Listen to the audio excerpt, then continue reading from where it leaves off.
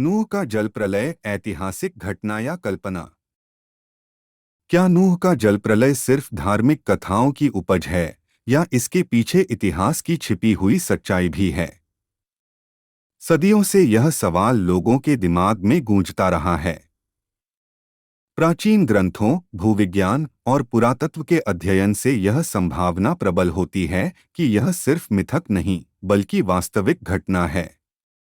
आज हम इन कथाओं, तथ्यों और विज्ञान के साथ मिलकर इस रहस्य के परतों को खोलेंगे। ट्रू लाइट चैनल आपके अगले महत्वपूर्ण प्रश्न का उत्तर लेकर आ गया है। हम व्यस्त लोगों के लिए छोटे वीडियो के माध्यम से प्रश्नों का उत्तर देते हैं। कृपया इन वीडियो को दूसरों के साथ साझा करें। नूह की कहानी पवित्र बाइबल में एक प्रमुख स्थान रखती है। बाइबल के अनुसार नूह को ईश्वर ने बड़े जलप्रलय की चेतावनी दी और उन्हें एक विशाल जहाज आर्क बनाने का आदेश दिया। इस जलप्रलय में पूरी दुनिया जलमग्न हो गई और केवल नूह, उनका परिवार और उनके अति विशाल जहाज में सवार पशु पक्षी ही बच सके। अगर हम गौर करें तो जलप्रलय का जिक्र लगभग हर प्राचीन सभ्यता में मिलता है। सुमेरियन महाकाव्य गिलगमेश में बाढ़ का वर्णन है, जहां उटनापिश्तिम नाम का पात्र नूह जैसा प्रतीत होता है। भारतीय कथा मनु और मत्स्य अवतार में इसी चरित्र कथा का एक और रूप देखते हैं। ग्रीस के देवकालियन और पायर्रा की कहानी भी इसी तरह की बाढ़ की बात करती है। क्या यह समानताएं केवल संयोग हैं या इनके पीछे एक वास्तविकता छुपी है? इन सभी कहानियों में कुछ सामान्य मुद्दे दिखते हैं। प्रलयंकारी बाढ़ का वर्णन, कुछ चुने हुए लोग जो बचाए गए, मानवता के पुनर्जन्म की कहानी। इन बिंदुओं पर विचार करते हुए यह संभावना बढ़ जाती है कि किसी बड़े प्राकृतिक प्रलय ने इन कथाओं की नींव रखी होगी। दुनिया भर के वैज्ञानिक भूगर्भीय साक्ष्यों को देखकर मानते हैं कि प्राचीन काल में एक अति विशाल प्रलयंकारी बाढ़ आई थी। पुरानी समुद्री चट्टानों पर बाढ़ के निशान, नदियों और समुद्रों के अचानक बढ़ते स्तर और कई झीलों व नदियों के किनारे मानव बसावटों के अवशेष, यह सभी संकेत देते हैं कि एक बड़ी और अति विशाल बाढ़ इंसानी इतिहास का हिस्सा रही है।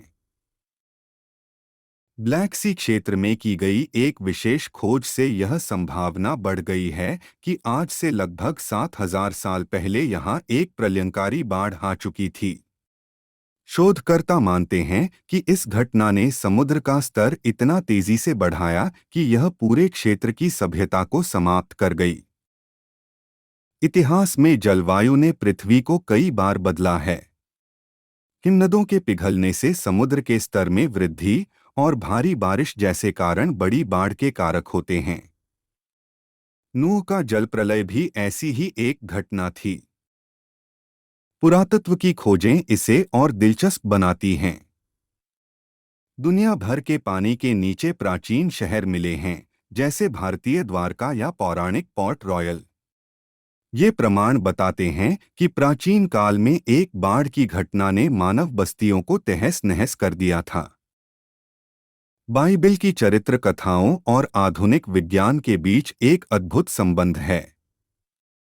यह हमें याद दिलाता है कि बाइबल की चरित्र कथाएं केवल कल्पनाएं नहीं, बल्कि वास्तविक चरित्र है। नूह के अति विशाल जहाज ने हमेशा मानवता को रोमांचित किया है।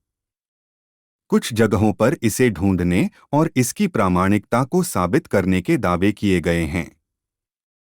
इनमें से कुछ संभवत कल्पनाएं हो सकते हैं, लेकिन कई सही भी हैं। इन खोजों ने पूरे विश्व में इस घटना पर चर्चा को और गहराई दी है।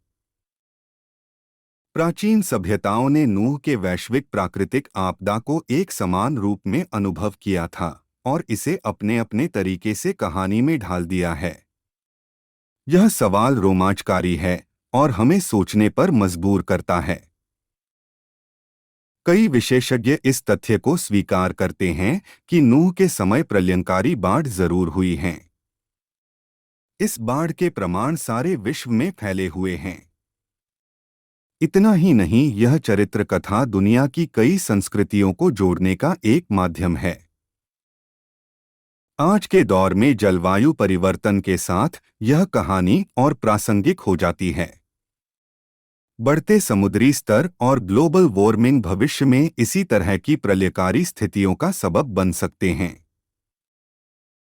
नूह का जल प्रलय एक ऐसा विषय है जो इतिहास, विज्ञान और धार्मिकता को एक धागे में पिरोता है। यह सोचने पर मजबूर करता है कि नूह की चरित्र कथा एक तथ्य है। अब यह निर्णय आपके ऊपर है। नूह की घटना एक तथ्य है। इस कारण आप प्रभु के वचन को और अधिक ध्यान से पढ़ेंगे क्या? इस वीडियो को देखने के लिए धन्यवाद और आपकी समझ की यात्रा प्रकाशमय हो। अगर यह छोटा वीडियो आपके लिए मददगार था, तो इन रोचक प्रश्नों की खोज में हमारे साथ जुड़े।